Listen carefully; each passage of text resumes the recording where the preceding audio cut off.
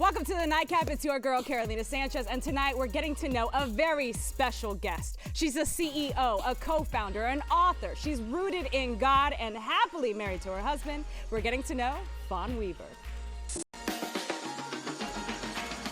Yeah, what's up for a nightcap? Chill, you know, kick back. All right, I am so excited for this moment because Fawn Weaver has actually been in this studio. Yes. And you left us with gifts last time. I and did. Baby, have you seen? Listen. The single barrel. Listen, that was clearly a favorite gift that I left. It is gone. It is gone. We're going to have to enjoy this a little later. Yes, we will. And you've come bearing even more gifts. Yes, yes. And I can't wait to dive into the story, talk about the book, and obviously talk about your thoughts on marriage. Yeah. Because, baby, you have some profound words that hit me, and I'm like, ooh, I got some changes to make at home.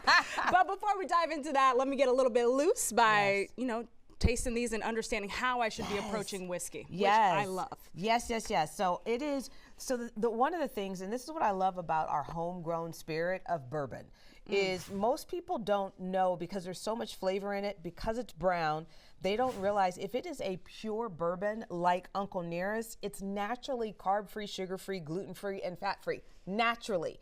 We distill all of it out of it. So 100% of the color is coming from the oak barrel, and 70% of the flavor is coming from the charred barrel. So if you think about it, if you've seen sap coming down a tree, if you ever tasted the sap, it's a little sweet. Well, it's not caloric once we distill it out, but you still have the sweetness that's coming in. Or if you toast some bread, it tastes if you take Wonder white bread and you toast it, it tastes entirely different than if you had it. It's the same thing. So we're toasting, then charring the inside of the barrels, and that sugar that's being pulled out from the toasting, that's what's in here. But there's no calories in that. There's no fat, there's no gluten, and there's no sugar. And so people can sip on this and enjoy this. Now you add sugar, if you add carbonation, all bets are off. But otherwise, and so what I love about this is how I end my nights. So nightcap is perfect. Nightcap. This is how I end my nights. And usually, because we have two different ones, we have the 1884 here, which is this one is our 93 proof. It was our lowest proof product prior to the Nearest Green. Can you explain this proof situation? Absolutely. What does that mean? I hear 93 proof and I'm like, oh, I'm gonna be stumbling No, out. no. So if you think about it this way, the alcohol beverage volume is roughly half the number. So for whatever reason, America, we're the only ones who do, because we like to do stuff different. We sure God do. bless us.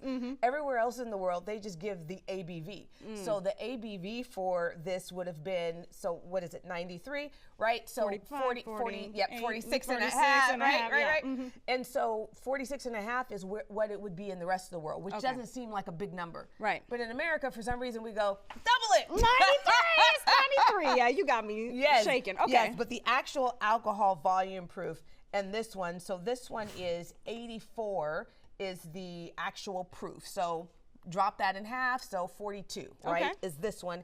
And this one is going to be 42 and a half. Okay.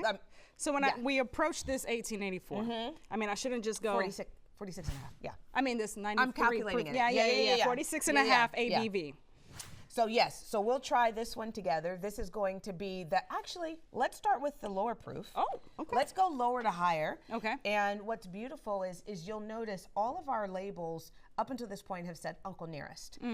But when we opened our distillery in 2018, when we announced it, and then when we opened it, it was always called Nearest Green Distillery. And no one ever asked, why is it not called Uncle Nearest? And the reason is that we believe if Nearest had had the opportunity to open his own distillery, he wouldn't name it what people called him. He would name it what he was called himself. And so we approached the building out the distillery of, well, how would Nearest have done it? Yeah. And so Nearest Green Distillery, we always knew that the product that we would create, that would be the lowest proof, that would be the lowest price point. So this is $29.99. We've never had anything. Baby, that is so approachable. Less than $49.99, never. Wow. And this is coming in at $29.99, but taste it. How should I properly taste it? Okay, so first of all, open your mouth just a little, your lips just a little bit, so that the fumes don't, and go like, and then come here, and just kind of. Caramel. Yes, indeed. Now, did you know your two different nostrils smell something completely different? Stop. One is dominant and the other is not. You should try it. You should try it. So everyone has a dominant nostril. Okay. And so one side will pick up far more than that's your dominant. My right is definitely more dominant. I had no idea. That's so weird. Okay. So you'll do that. And then what you want to do is take a small amount, swish it around your mouth. You're basically neutralizing everything else that's in your mouth so you can really taste it. So some people will say chew it, but swish it around. Now you take the first sip. The proper first sip. There has never been a bourbon at $30, at under 30, ever, with this much body, with this much flavor, with this, that is 100% natural. There's no color added. There's no additives whatsoever. There's never been a bourbon to come onto the market at less than 30 that can touch this. Baby, cheers to that. Cheers. Yes. Okay. So this is the lower proof of the two. This is what I sip on every night. This has become my nightly sipper. This one was my nightly sipper, and it still is sometimes, but because this one is the lower proof, I'm like, I can just sit here but this is how I end my days. I work really, really hard. So for me. Before you actually went and co-founded this distillery, were you a bourbon whiskey girl already? Bourbon, single barrel, high proof. So I hadn't consumed bourbon that had been diluted down, so had any proof levels come down, no water added. I was always barrel strength. And so coming into the industry and there's all these different things, and I'm like, well, I guess I better try something that's not. But I had always been, I drink it neat, I drink it. This would have been my call if that existed when I founded it. Wow. But what my call was E.H. Taylor single barrel strength. And when we began working on Uncle Nearest, I told the team, we have to be better than E.H. Taylor single barrel strength, or I'm going to call for that at the bar. So we set the bar so high. And so when you look at, Uncle Nearest is the most awarded bourbon 6 years in a row around the world. There's no one that has even close to the amount of awards that we have. But I think it's because in the beginning I was like, if it's not better than E.H. Taylor, I'm going to keep ordering E.H. Taylor. Wow. And so from the very beginning, our benchmark was so high. Now you add in Nearest Green's great-great-granddaughter, who's our master blender, now 4-time master blender of the year. And everyone has given her that title because she has deserved it. So add that to the mix, and it's personal to her to make sure that this comes through her bloodline and that every single drop that goes in here is pure perfection. So for a lot of these folks back here, and there's nothing wrong with what I'm going to say, for a lot of these folks here, they will retain some bourbon from the last batch. They'll taste it, and then when they're blending for the current batch, they're trying to match the former batch.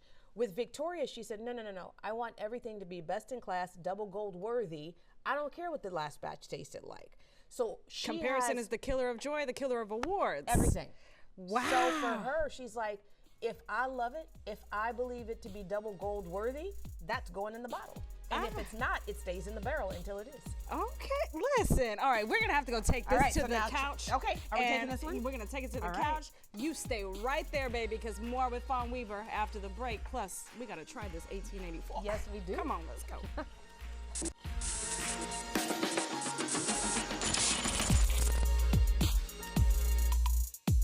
Welcome back to the Nightcap. We just did a little taste test with Fawn Weaver. Yes. We tried the lowest proof of the Uncle Nearest distillery, but that is actually Nearest Green. Yep, Nearest Green Tennessee whiskey. But it is still a straight bourbon whiskey. A lot of people confuse that. They don't understand that Tennessee whiskey in our country is the highest order of what you can get to, because it begins as a straight bourbon whiskey like everything in Kentucky or in Texas or wherever else, but we actually have to do an additional filtration through sugar maple charcoal, a process that came in with the West Africans. You have to use that particular invention before it goes into the barrel, and it must be made in Tennessee in order to be considered Tennessee whiskey and straight bourbon whiskey. Straight bourbon. Okay, and this is the 1884. This is the Uncle Nearest 1884. Right, so we're going to be exploring this while we discuss your journey into co-founding Uncle Nearest Premium Whiskey. Yes. I mean, Can I tell you something funny about that? Please. So early into the founding of Uncle Nearest, I always said co-founder, and the other co-founder is my husband. We actually changed that to me simply being the founder because people were giving him credit for building a company that I was building. And he got uncomfortable. He was actually with someone in the industry, really, really well-known person in the industry, who said to him, you committed the cardinal sin. And my husband, Keith, he said, well, what's the cardinal sin? He says, you brought your wife into the business, right? Oh, and he said that to the wrong man. Yep. He said that to the wrong man. So after that, Keith was like, he took himself off as being a co-founder. So almost everything that you would see of me as founder and CEO, because he said, you're building this, and I'm not going to let anyone not give you full credit for it. But he is the co-founder with me. All right. You brought him up. Yes. So before we talk about Uncle Nearest, I have to talk about you and Keith. Yeah. Because before you were able to bring this to such a high level whiskey, you are a married woman who really stands true to what it means to be a wife. Yeah. Who is to a man who is equally yoked with you. Yes. And the way you preach it. Yeah. In my research of you, was listening to, I'm going to call it a sermon. I was going to say, you don't get a sermon if we start talking about my husband. And you said something to the effect that I will never not dote on my husband because who else in this world has committed their life to me? 100%.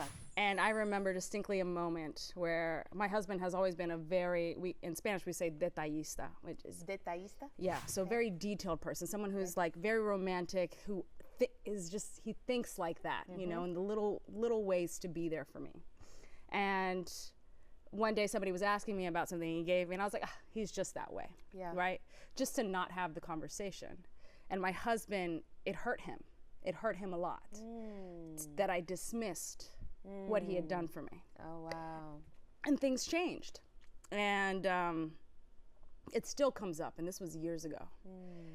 And hearing that, baby, it was a shot in my heart, because I was like, man, how dare I not dote on my husband? Yeah, maybe I'm getting used to it, but like, how dare I get used to this? How dare I take it for granted?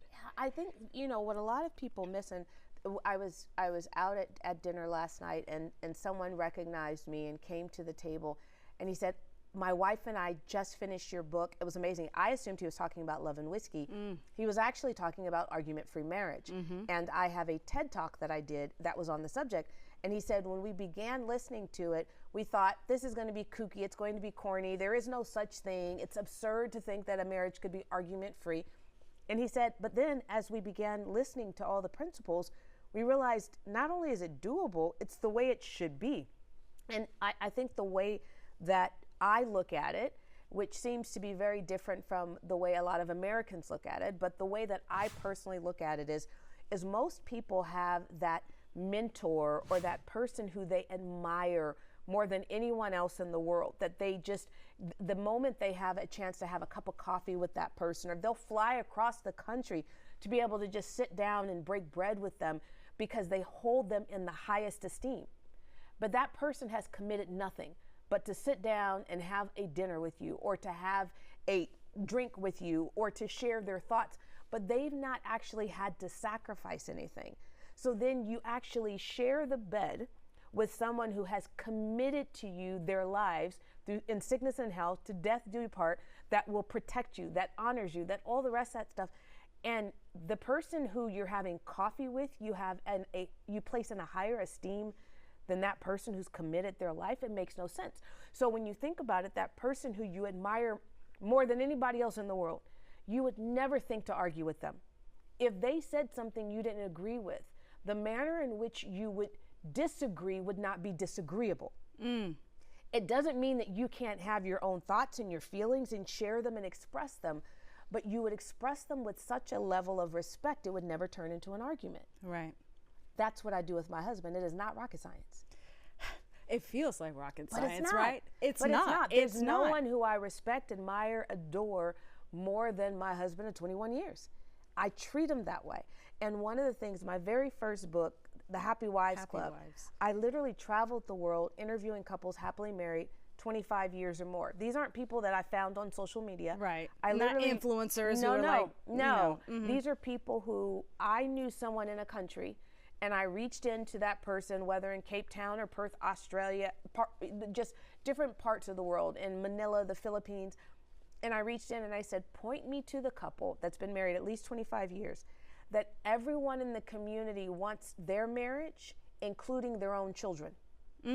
Because you can show the outside world one thing, right, and what goes on in your house be completely different. But if your kids want your marriage, it's real. That's real. And so those are the couples I went and interviewed around the world. And I was looking for just one common denominator, because I'm interviewing people, different socioeconomic background, race, religion, longitude, latitude, where they were born is so different, right? Right. So an arranged marriage of an Indian couple, a couple from Israel, Israelis that had been married for like 50 years, had all adult children and grandchildren. And so I'm interviewing people that are so different, powerhouse couple in Uruguay and in Argentina and in Cape Town, South Africa, and Joburg. And so these are not people that are similar in Mauritius. And I just expected there would maybe be one common denominator, and I wanted to share with the world, what is that one common denominator? Well, it ended up being 12 things that every single one of these couples did. And I remember calling my husband from Australia and saying, babe, we need a daily ritual. He's like, what? And I said, a daily ritual. By that point, I think I had been to maybe 9 countries and realized every couple I interviewed had a daily ritual. The couple that is in Cape Town, they called it their board meeting. Every morning, they had a beautiful condo with floor-to-ceiling windows, and every morning the wife would get up, open up the windows, the husband would go downstairs, get 2 cups of coffee, come back, they'd get back in the bed, and they'd talk about everything from the day before.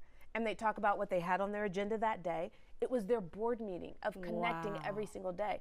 The Israeli couple, every single night it had been like 40 years they'd been doing this, is they would have a nightcap of port for an hour before dinner. The kids were not allowed to interrupt them in that hour period time before the dinner. So they got to be able to catch up on have that soul to soul moment by themselves. Absolutely. Without any interruptions. Absolutely. Every couple had a daily ritual. So I was like, babe, we need a daily ritual. So as soon as I got back from traveling the world to do the book, we started going to this yoga and spinning studio every morning. We would get up and we'd leave the house at 5 o'clock and we'd go and we'd take this class. I think we did that for a year and we were like, maybe we just have a coffee hour. maybe our daily ritual will just be a coffee hour. And now our daily ritual is this. We end literally with a nightcap. And we talk about the day, we talk about everything that went on, but we're doing it, enjoying it over Uncle Nearest Need. I freaking love it. All right, I know you love it at home, and I want your daily ritual to remain being here with the nightcap and maybe with your loved one having a nightcap. All right, my conversation with Fawn Weaver continues after the break.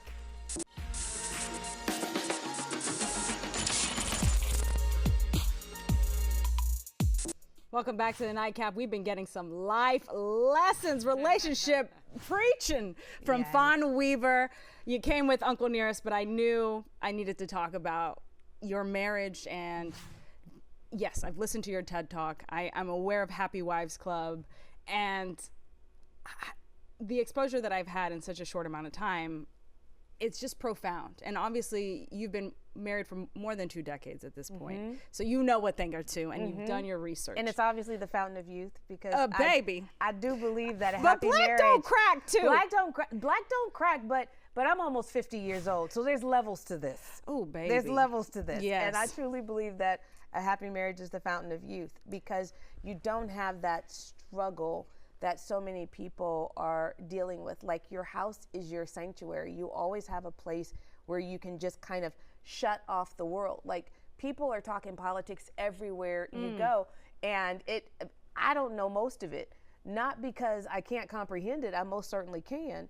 It just isn't coming into my house because it's not of the highest importance in my house. Right. And so we protect our peace so well.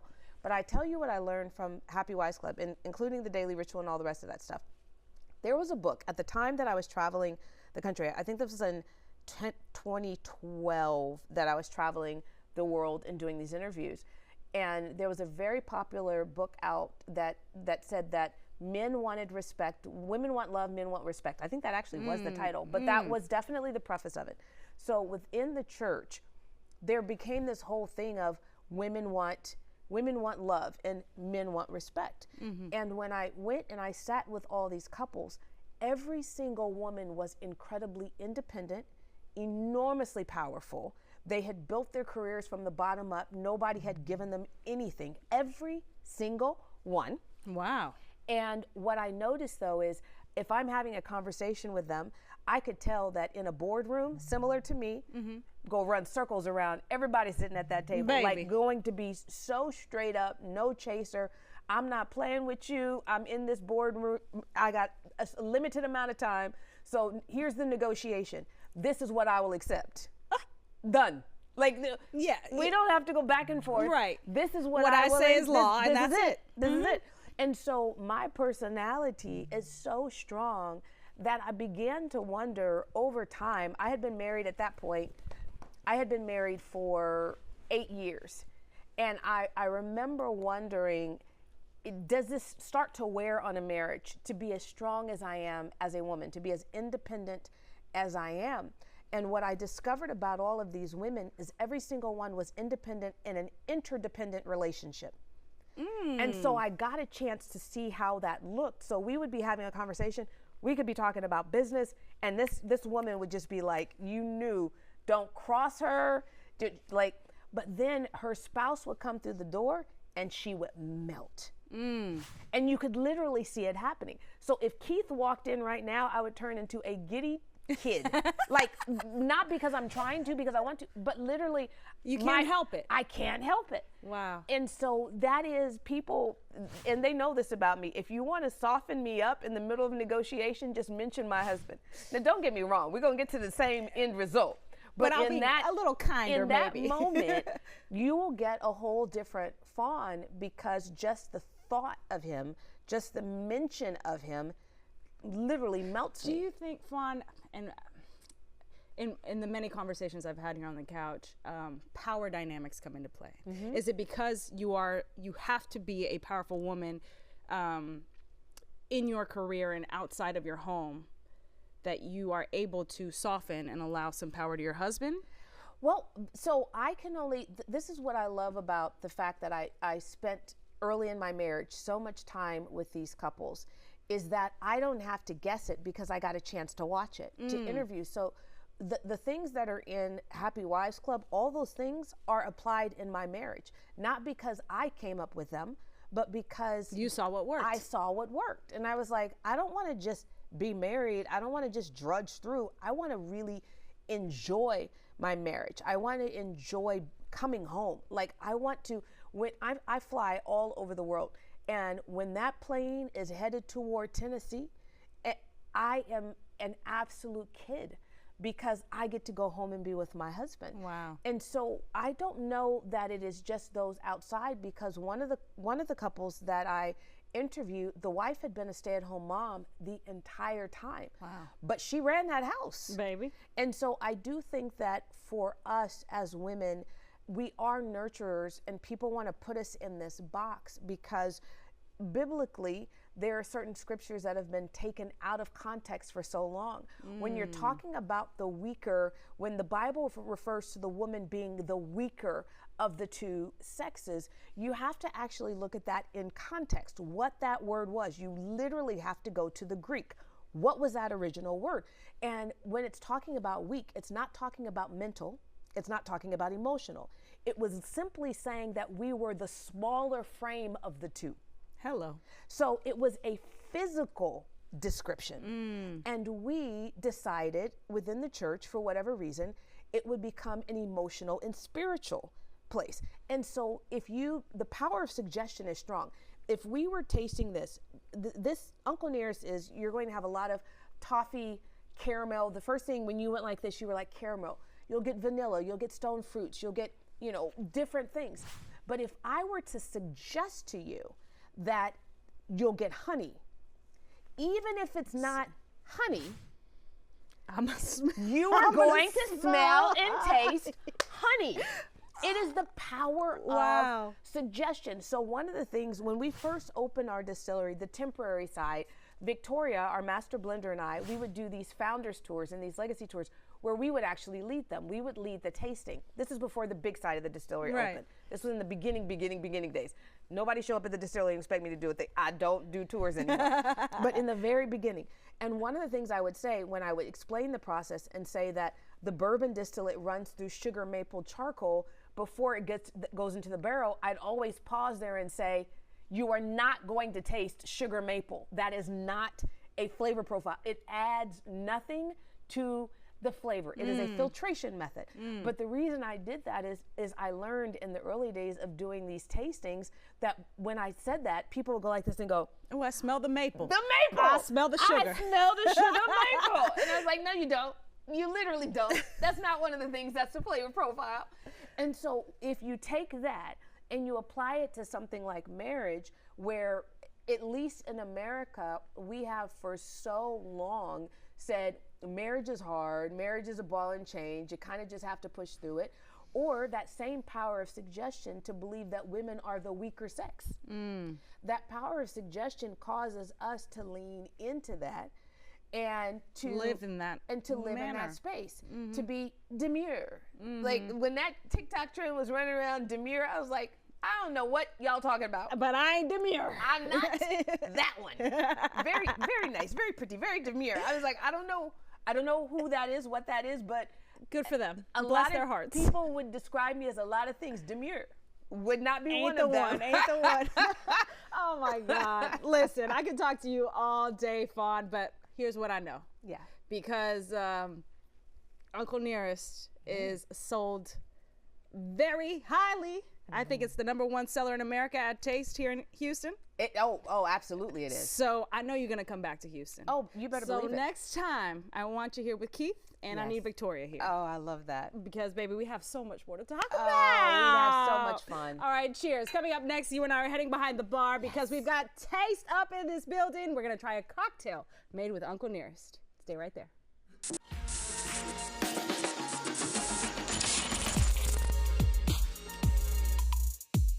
Welcome back to the Nightcap. I'm behind the bar again after a wonderful conversation with Fawn Weaver over the delicious 1884 Uncle Nearest.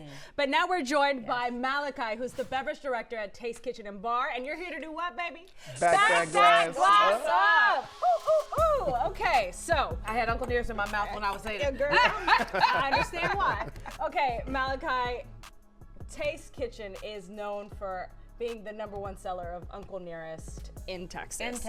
And that is huge. I mean, we loved it here. Texas is its own country, so Hello. that is big. Oh, yeah. Why do you think you guys love Uncle Nearest so much? And don't lie, just because she's here. Oh, no, I wouldn't lie. It's just a great whiskey. Yeah.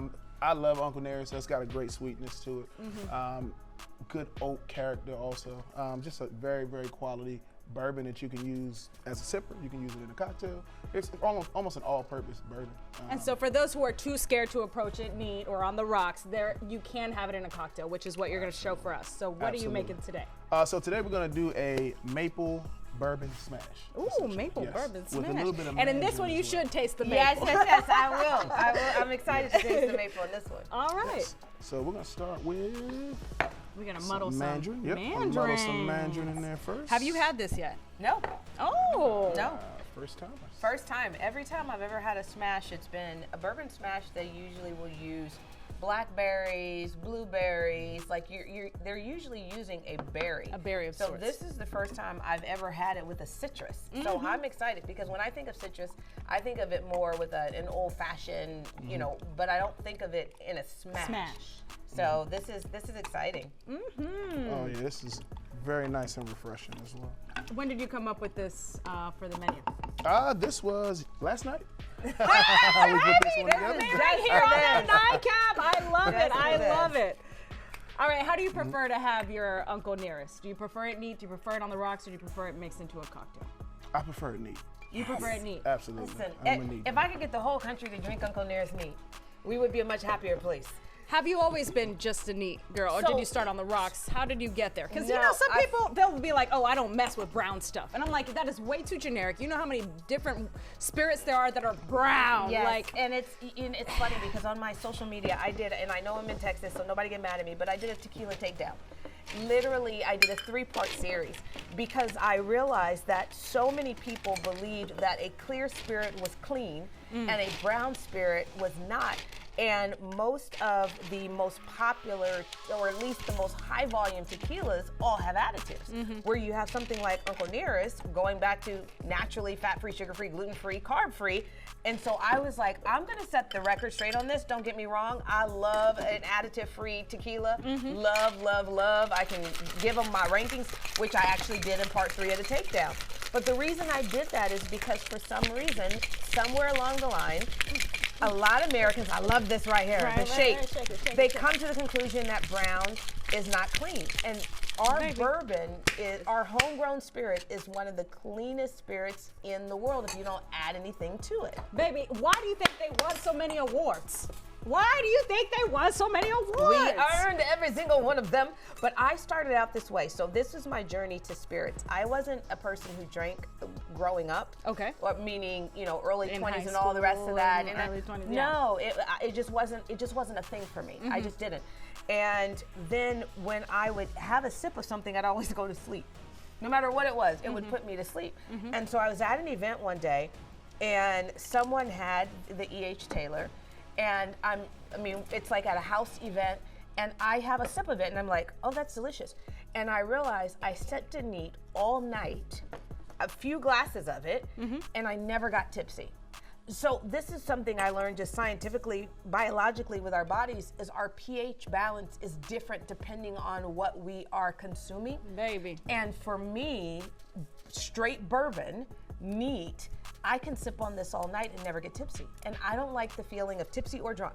So most of these things I won't sip on because I know for sure I can enjoy this all night and still have a conversation with you. It's clean, and I don't have to worry about, somebody having a video of my clothes fell off. Like, Right. We don't want that. Absolutely not. No. That's beautiful. Thank you. I'm excited about this. That is gorgeous. All right. Please. Here we go. Thank you. Now I was Absolutely. This is- And then with the mint, do you do that whole pop thing to Oh, for sure. You gotta Could you express those explain words. what because I see bartenders do that. Yeah. What is that? You want to Slapping the mint, just expressing the oils, getting that fragrance out. Okay. Okay, beyond the delicious Uncle Nearest, people need to go to Cheers. Taste Kitchen for what, baby? Because you got to let them know if they haven't been. Please tell them. I mean, well, you're coming to Taste Kitchen for our jerk lamb chops. You're definitely coming for breakfast. You're coming for brunch. You're coming for lunch. You're coming for dinner. There's is always delicious. a reason to come to You're Taste coming Kitchen. for let me add. You're coming for the fried catfish and grits. You're coming for the fried chicken over sweet potato waffle. There's a whole lot of things on that menu that are a must in America. Like when I come to Houston, if I don't go anywhere else to eat, you better believe I'm at Taste. Not because they're the #1 account for Uncle Nearest, but because they are one of my favorite soul food restaurants in the country, hands down. I have top 2, and Taste is in that top 2. Baby. And it ain't number 2. I knew that! I almost said that! It's in my top 2 and it's not number 2. Cheers. And baby, also for the cocktails, because baby, Malachi, you knocked it out the park with this one. Shout out to Chef Bo. All right. Yes. Cheers to y'all. We'll Cheers. see you guys next time. And make sure you're cheering to some Uncle Nearest. Yes. Okay. And have a daily ritual with your spouse. And so many other things. Oh, and if you want to see the full interview with Fawn, go to our Fox local account. You'll see it there. And of course on Fox Soul. Cheers.